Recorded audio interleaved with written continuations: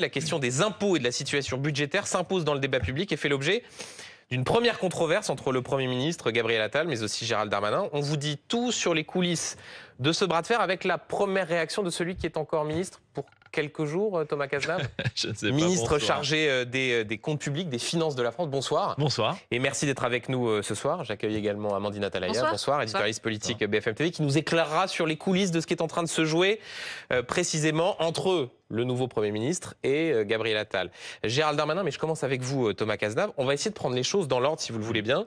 D'abord sur ce bras de fer entre le nouveau Premier ministre et les membres de la majorité sortante. Voilà ce que disait ce matin chez nos confrères de France 2 le ministre de l'Intérieur démissionnaire. Écoutez. Michel Barnier a lui-même dit qu'il était pour la justice fiscale. En général, quand on est pour la justice fiscale, c'est pour augmentation des impôts. Il a dit une heure de grande écoute. Oui, mais est-ce qu'il vous a dit plus précisément à vous, oui, Moi, j'ai ce que je l'intention peux vous d'augmenter les impôts? Moi, ce que je peux vous dire, c'est qu'il est hors de question que nous puissions rentrer dans un gouvernement ou que nous puissions soutenir à l'Assemblée nationale, puisque je vais redevenir député, un gouvernement qui augmente les impôts. Voilà, pas question d'entrer dans un gouvernement qui augmenterait les impôts. Et quelques heures plus tard, déclaration du Premier ministre Michel Barnier. Ouvrez les guillemets, la situation budgétaire du pays que je découvre est très grave.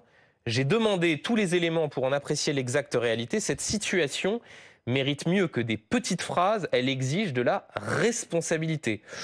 On ne peut pas dire que Michel Barnier rend hommage à votre gestion des comptes publics, Thomas Cazenave. Vous savez, avec Bruno Le Maire, on a rencontré Michel Barnier quelques heures après sa nomination. On lui a expliqué la situation et on lui a dit la chose suivante. On est à un moment décisif sur nos finances publiques. On le dit d'ailleurs depuis plusieurs mois avec Bruno Le Maire. C'est la raison pour laquelle on avait, au tout début de l'année, pris 10 milliards d'euros d'économies en disant... Pardon, mais là, Michel Barnier semble découvrir que la situation est très grave. Hein, c'est ce qu'il dit. Je pense que Michel Barnier, et c'est une bonne nouvelle, il a à cœur de redresser les finances publiques. Et moi, je pense qu'il faudrait le consensus national le plus large là-dessus. Pourquoi ? Parce qu'on a beaucoup protégé, beaucoup dépensé, et qu'il faut maintenant réduire le déficit public. Et c'est la raison pour laquelle on a pris des mesures difficiles dès le début de l'année, qui ont été interrompues avec la dissolution, et on a toujours dit il faut continuer. On a tout préparé on va continuer ces efforts. On va revenir dans le détail, mais pardon, là, il y a un peu de langue de bois. Ah non. Vous voyez bien qu'il y a un nouveau Premier ministre qui prend la parole, visiblement pas très satisfait de ce qu'a pu dire Gérald Darmanin sur la question des impôts, et on y reviendra dans un instant, et qui dit... Je me rends compte, je demande un état des lieux de cette situation budgétaire qui est très grave. Donc il vous met en cause. Non, mais il connaît la situation des finances publiques. Et il partage, je crois, avec nous, et j'espère avec le plus grand nombre, qu'on doit tous vers des efforts. On doit faire des économies et on doit ainsi réduire le déficit public. Et pour cela, on a travaillé dans la période, même démissionnaire. Moi, j'ai mis en réserve plus de 16 milliards d'euros, permettant à un nouveau gouvernement de faire des économies. On a préparé un certain nombre de nouvelles rentrées fiscales. Et je vais rentrer dans le débat sur les impôts. Je pense à la taxation des rachats d'actions. Je pense au super profit des énergéticiens. Donc, on a préparé les choses pour tenir l'engagement qu'on a pris devant les Français de réduire le déficit. Vous n'avez pas laissé de cadavre dans le placard, non, Michel Barnier. Je vais vous dire, il n'y a aucun cadavre nulle part, parce que même les parlementaires ont reçu toutes les notes qui existent à Bercy, à tous les étages. On est transparent depuis le premier jour. Et j'allais dire, depuis le début de l'année, notamment avec Bruno Le Maire, on dit... On doit faire des efforts, on doit réduire le déficit public face à la situation qui est là. Côté François Fillon 2007, je suis à la tête d'un État en faillite. Franchement, quand on lit Michel Barnier, c'est le sentiment que ça donne. Mais que Michel Barnier constate avec nous que la situation, elle est difficile et qu'elle impose des décisions pour continuer, et je le souhaite, à faire des économies et réduire le déficit public, je trouve que c'est une bonne chose. Amandine Atalaya, pour comprendre ce qui est en train de se jouer, c'est un classique des pouvoirs publics, des nouveaux gouvernements qui arrivent, de dire au fond, oh là là, on vous avait promis un certain nombre de choses, là on se rend compte de la situation budgétaire, donc ça va être très dur. C'est ce qu'il est en train de faire, Michel Barnier ? Oui, mais c'est un classique en cas d'alternance en général. Et là, Michel Barnier est censé être dans ce qu'Emmanuel Macron a appelé une coexistence exigeante. Et c'est très exigeante, là, alors. Elles sont extrêmement rudes à l'encontre du gouvernement précédent. Et on ne s'attendait pas à tant de dureté de sa part. Sinon, oui, c'est assez fréquent. Marine Le Pen, par exemple, pendant les élections législatives, a répété maintes et maintes fois que finalement, elle ne pourrait pas faire des réformes trop importantes dès le début parce qu'elle voulait d'abord mener un audit des finances publiques parce que la situation, disait-elle, était catastrophique, ce qui justifiait notamment qu'elle reporte à un second temps l'abrogation de la réforme des retraites qu'elle souhaite. Même chose, par exemple, dans les années 2012, François Hollande disait qu'il avait hérité d'une situation catastrophique, ce qui a permis plus tard à Pierre Moscovici d'augmenter la TVA. Donc, oui, c'est fréquent, mais en général, il se targue aussi, les présidents sortants, d'avoir en revanche assaini la situation et les comptes publics.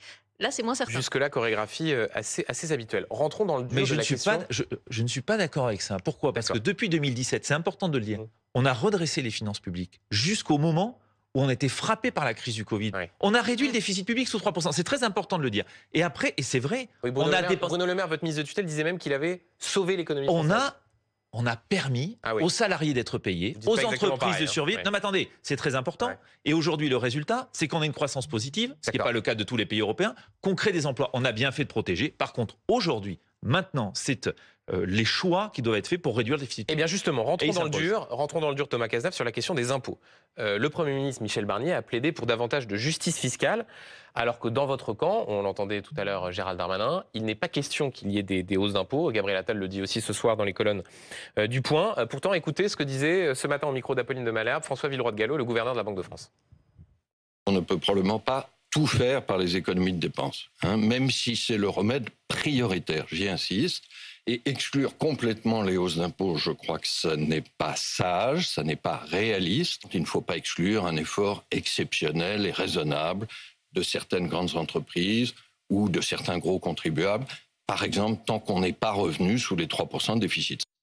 C'est pas un gauchiste, François Villeroy de Galhau, je crois, non ? Donc, est-ce qu'au fond, il n'y a pas une forme, dans votre camp, de dogmatisme, de tabou à dire non, dès qu'on parle de hausse d'impôts, pas question. Non, je pense pas. Pourquoi ? Non, j'insiste là-dessus. Ouais.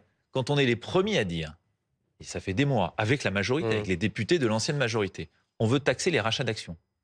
On veut taxer les super profits des énergéticiens. Il n'y a pas de dogme sur la fiscalité. Là où on a, j'allais dire, une ligne rouge, on ne veut pas d'augmentation généralisée d'impôts qui pèserait sur le pouvoir d'achat des ménages, de celles et ceux qui travaillent, ou bien qui frapperait toutes les entreprises, les PME, les TPE, alors que le moteur économique, il est crucial. Qu'on a réussi à avoir une croissance positive, qu'on a réussi à baisser le chômage, on ne va pas enrayer cette dynamique économique. Et donc, le débat qu'on doit avoir, c'est quand on va chercher des recettes, on va les chercher où ? Alors justement, on va les chercher où ? Donc, parce que vous dites ligne rouge, ce serait une augmentation généralisée. Par exemple, moi j'ai pu lire que Michel Barnier envisageait, par exemple, d'augmenter l'impôt sur les sociétés, même de façon exceptionnelle. Est-ce que ça, c'est une ligne rouge ? Est-ce que ce serait une mauvaise idée ? Augmenter l'impôt sur les sociétés pour toutes les entreprises dans notre pays serait un mauvais coup porté à notre activité économique. Avoir le débat qu'on a eu en 2017. En 2017, qu'est-ce qui s'est passé ? Notamment dans le redressement des comptes publics que je décrivais. Il y a eu ce qu'on appelle une surtaxe d'impôt sur les sociétés. Mais pour qui ? Pour les très grandes entreprises qui faisaient des profits importants. Et ce débat-là, on est prêt à l'avoir. Dans le pacte d'action pour les Français que Gabriel Attal a porté pour notre groupe, il dit on est ouvert à avoir un débat sur des contributions exceptionnelles, mais pas généralisées. Thomas Cazenave, vous avez entendu Gérald Darmanin ?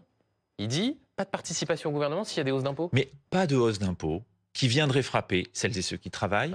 Pas de hausse d'impôts généralisée pour toutes les entreprises. Mais je crois que Gérald Darmanin, comme l'ensemble des députés de notre groupe, ne sont pas opposés, puisqu'on l'a porté ensemble, à taxer les rachats d'actions, à taxer les super profits, par exemple. C'est les bons et les mauvais chasseurs. Non, je pense qu'il y a ceux qui ne veulent pas augmenter les impôts et ceux qui ne veulent pas augmenter les impôts, mais qui sont quand même d'accord pour en augmenter quelques-uns. Je pense qu'au fond, on est tous d'accord pour dire. Ah bon ? On ne veut pas amputer le pouvoir d'achat des Français. On ne va pas augmenter les impôts de celles et ceux qui travaillent. On ne veut pas affaiblir notre tissu économique. Mais est-ce qu'il y a des situations dans lesquelles, je donnais l'exemple, des profits générés par les énergéticiens parce qu'il y a une envolée des prix de l'électricité ? Oui, on est d'accord. Les rachats d'actions ? Oui, on est d'accord. Est-ce qu'on a créé une taxe l'année dernière sur les gestionnaires d'autoroutes et d'aéroports ? Oui, on l'a fait. La taxation des géants du numérique ? Oui, on l'a fait. Donc, la contribution de ceux qui ont les moyens n'est pas tabou. En revanche, toute politique consistant à faire une augmentation généralisée d'impôts, alors là, oui, on pense que c'est pas bon pour les plus riches.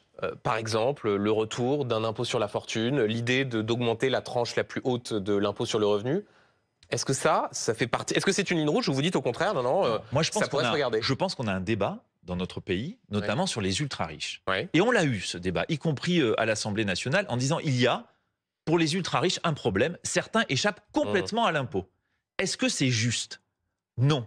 Et nous, on porte au niveau européen et au niveau international exactement ce qu'on a fait pour les multinationales. C'est un taux d'impôt minimum. On a fait le taux d'impôt minimum sur les entreprises. On doit le faire pour les particuliers. Autour de l'ISF, impôt sur la fortune. Est-ce que ça, c'est envisageable ? L'ISF, c'est pas du tout la bonne réponse au problème. Pourquoi ? Non, mais pourquoi ?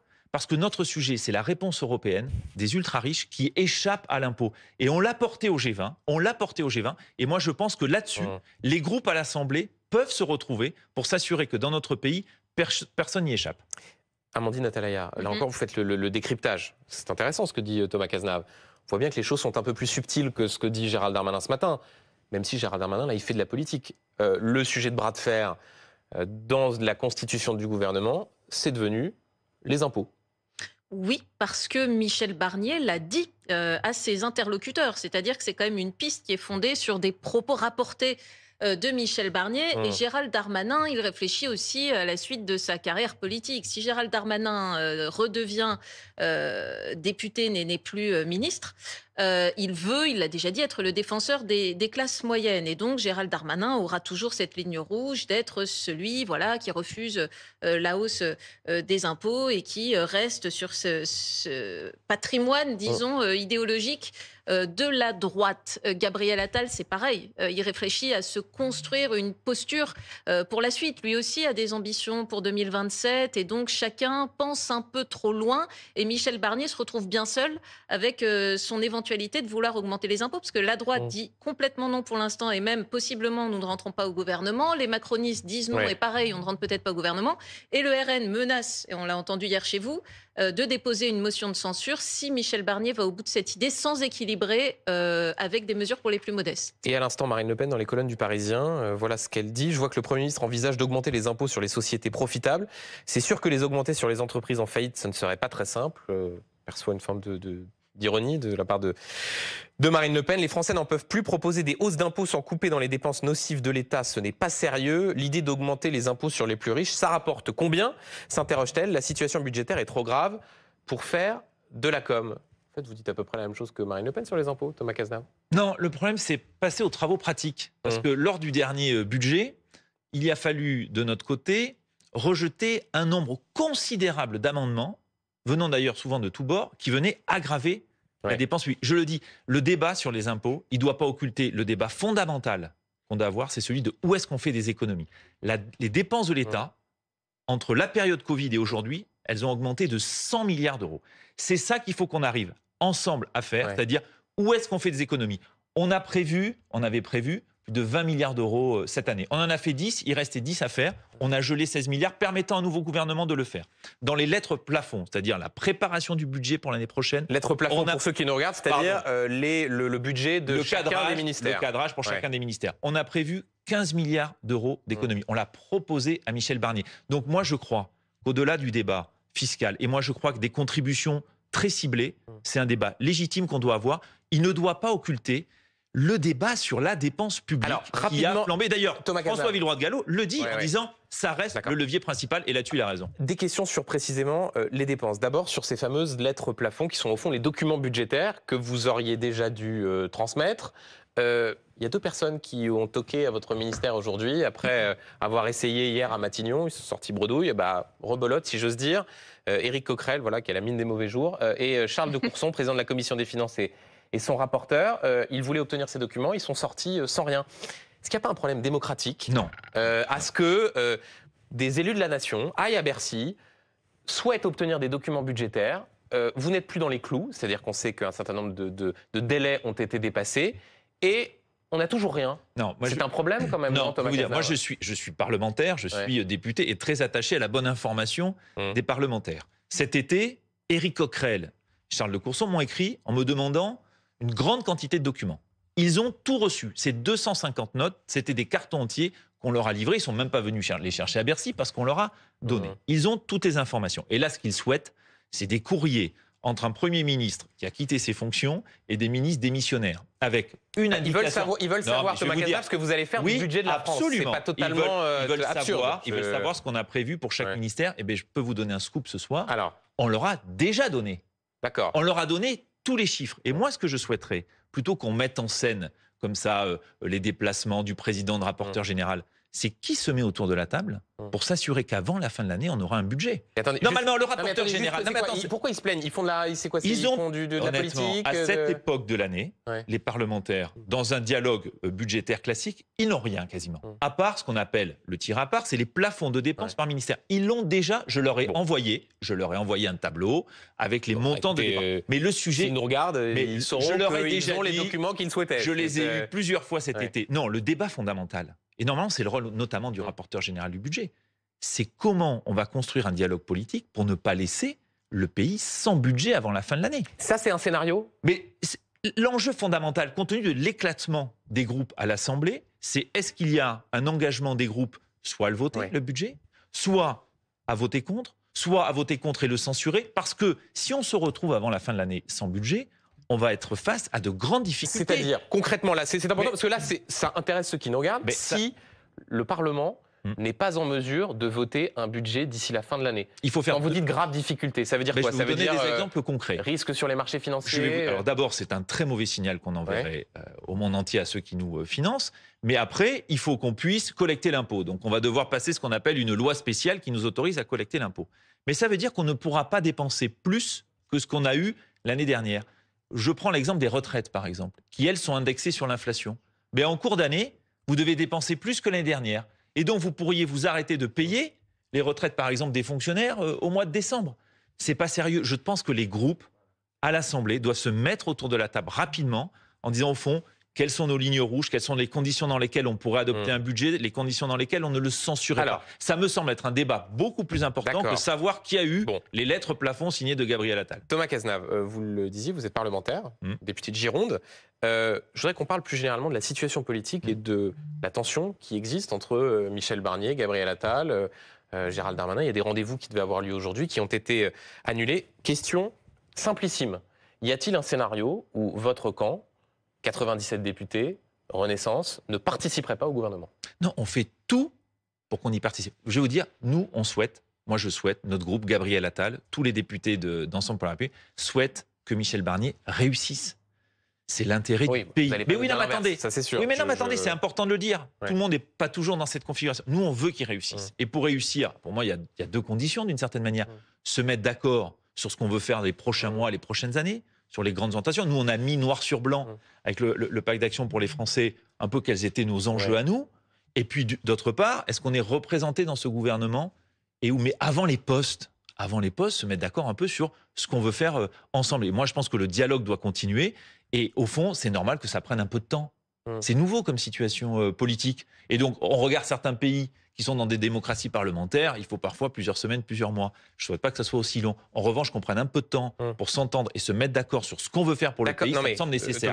Et donc, vous avez un discours très optimiste. Et voilà, juste la ligne rouge qui ferait que vous décideriez collectivement de ne pas participer à un gouvernement. Mais pour ça, il faut pouvoir débattre de quels sont les grands axes et les grandes orientations. Gérald Darmanin, par exemple, on en a parlé au début de cet entretien, dit s'il y avait des hausses d'impôts. Regardez, je suis persuadé qu'avec le Premier ministre, on peut se mettre d'accord là-dessus.